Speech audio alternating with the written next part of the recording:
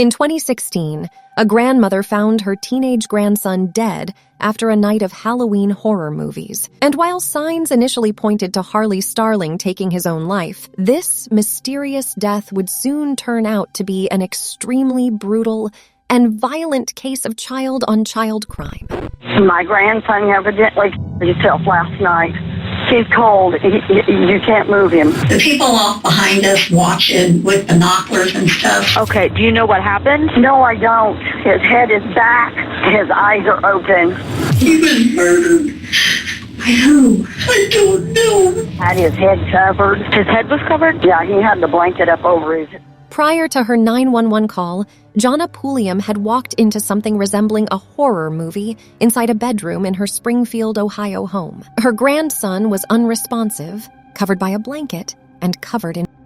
This nightmarish scenario was quite literally unbelievable, as Jonna quickly concluded that her grandson had been playing with fake blood, and that he was likely playing a prank by not getting out of bed.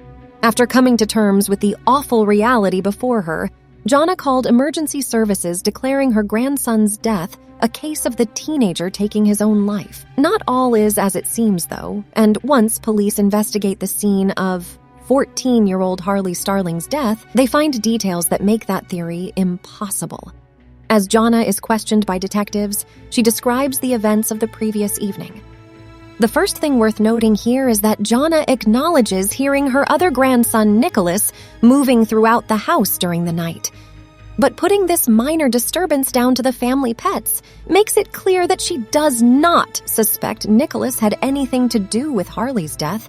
It may strike you as odd that despite finding her grandson dead just hours earlier, this grandmother cuts a calm, somewhat upbeat presence. This should not suggest she is without sadness over Harley's death. More so, Jonna is dealing with this tragedy by using coping mechanisms.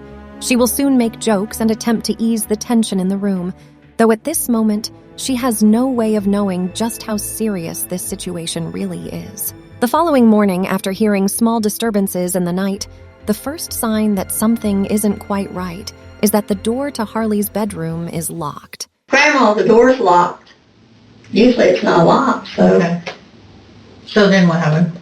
So then I went and got the key. Okay. And I unlocked the door. For Jonna, this is out of the ordinary. She also reveals that Nicholas is the one to allegedly notice Harley's window being open. But Nicholas noticed his window was open. Nicholas noticed. He said his window was open. I said, was it open? I didn't notice. Jonna's talk of nosy neighbors establishes a good reason for this family to keep their windows locked and closed. And though it also gives Nicholas good reason to notice when this is not the case, the fact that the 16-year-old is seemingly more concerned about an ajar window as opposed to his dead brother is telling. Those nosy neighbors also explain Jonna having a security camera set up complete with a monitor in her bedroom for safety reasons. Whether it be paranoia or a desire to keep her family safe, Jonna seemingly takes keeping people off of her property seriously.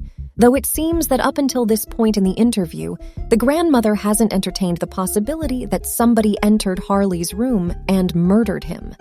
Police are about to reveal a disturbing truth about how Harley Starling died. The autopsy, they're still working on it, actually, as we speak. Okay? Well, what we do know is that we're not investigating a homicide. Okay, he didn't hurt himself. The injury that he's sustained could not have been self-inflicted. What happened? We're not entirely sure yet. We're still trying to piece everything together. Any reason to think that your boyfriend would do something like this? No. How about Nick? I wouldn't believe that Nick would do it either. The possibility? I wouldn't think so. Okay. Jonna's tone immediately changes upon hearing this news.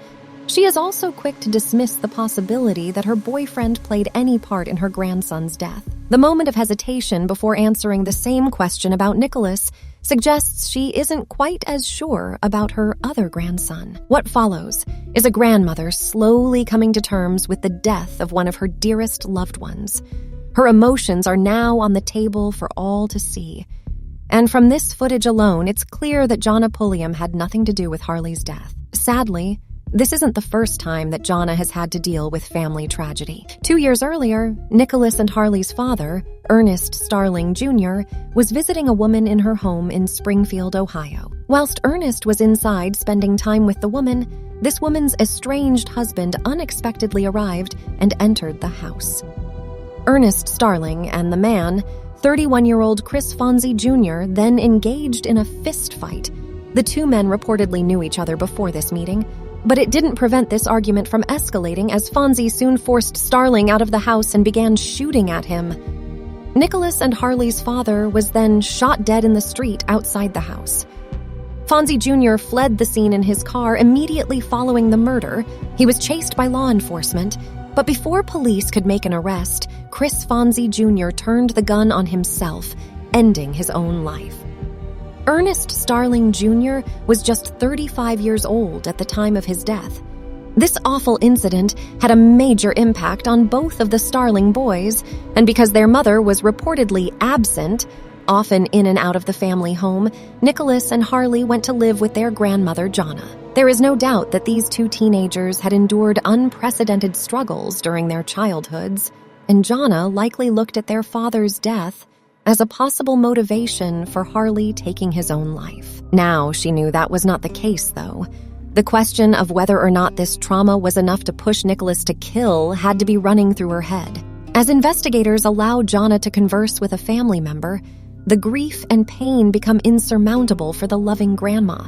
She now has to come to terms with the fact that Harley was viciously attacked while he slept, and she has to come to terms with just who the potential suspects might be. While Jonna has been talking with investigators, another team of detectives has been chatting with Harley's older brother, Nicholas Starling. Immediately, Nicholas clasps his hands under the table. Interlacing your fingers can be a common way to ease feelings of anxiety or stress. The 16-year-old answers the detectives' questions, sometimes going off track or adding far more information than required. This may be due to Nicholas being nervous, or it could be down to this young man having learning development issues. What is disturbing about his conversation with the investigator, though, is that while his brother was found unresponsive that morning, in an unexplained death, Nicholas never asks the detectives what happened. Another troubling sign during the conversation is when the investigator asks Nicholas to recap the night's events. Nicholas, without prompt, refuses to tell the person sitting across from him any of the details of his dreams. Is this young man confused by the line of questioning? Or is he concerned about some of the thoughts and fantasies he has while asleep at night? Nicholas goes on to describe the morning in which he and Jonna discovered the macabre crime scene inside Harley's bedroom. I got to Harley's door. Okay.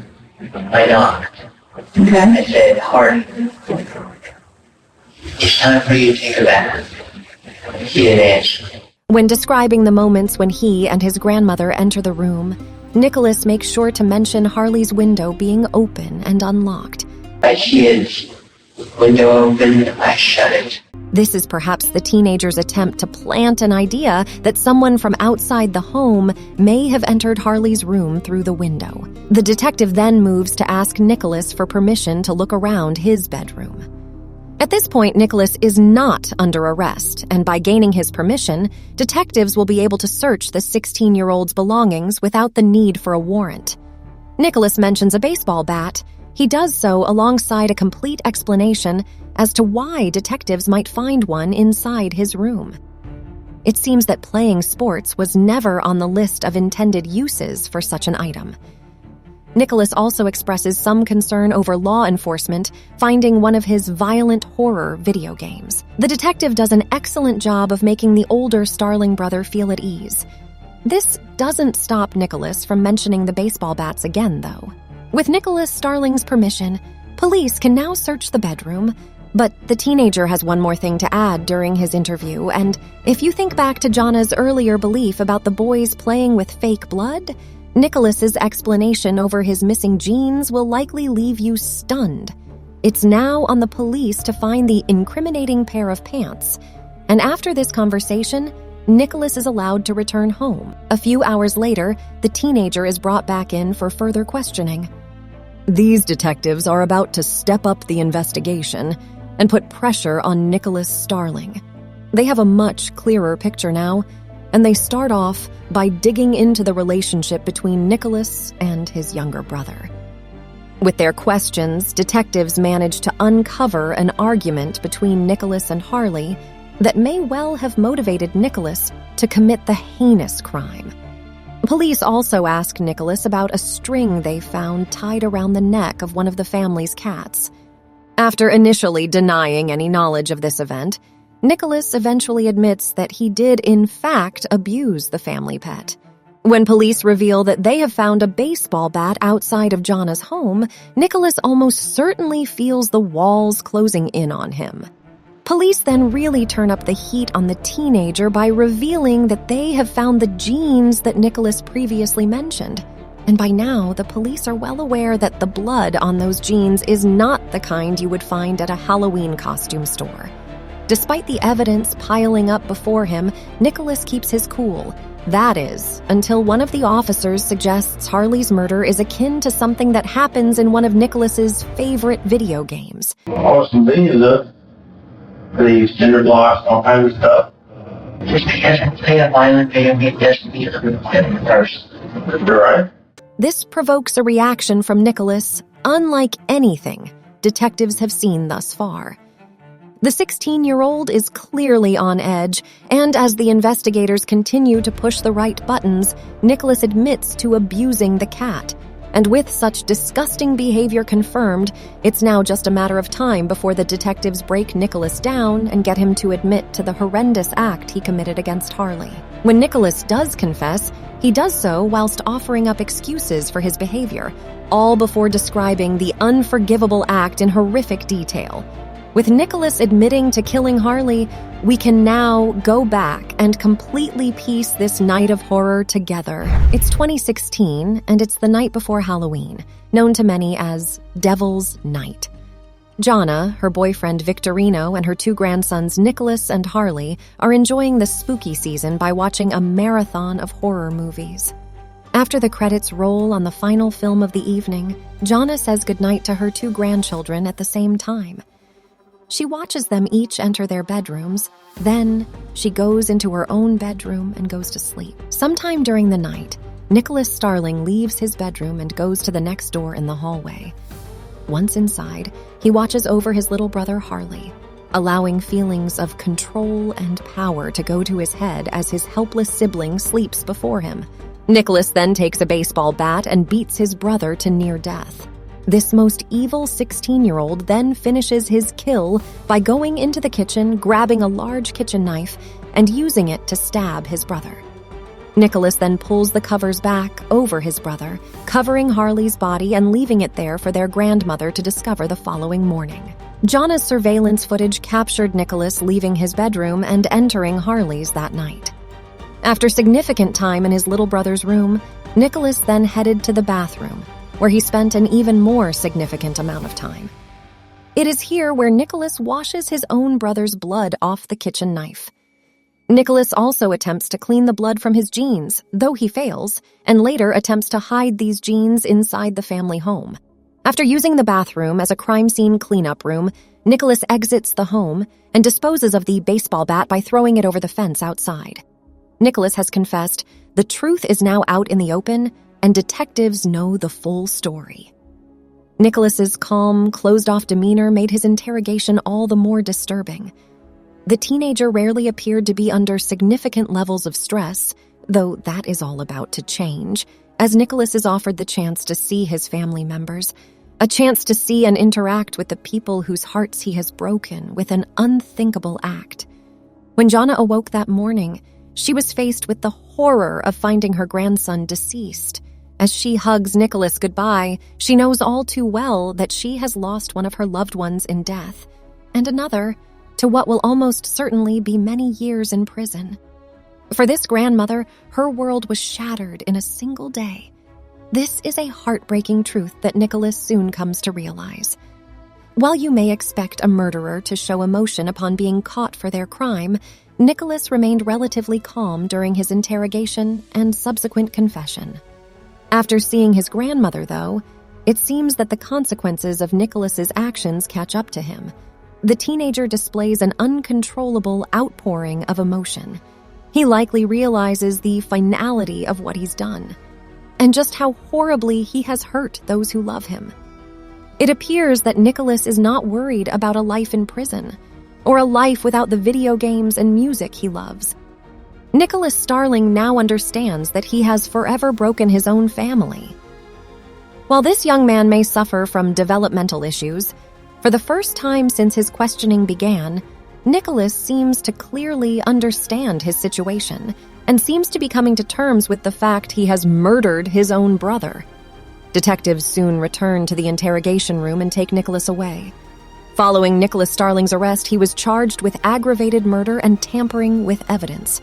The then 16-year-old pleaded not guilty by reason of insanity.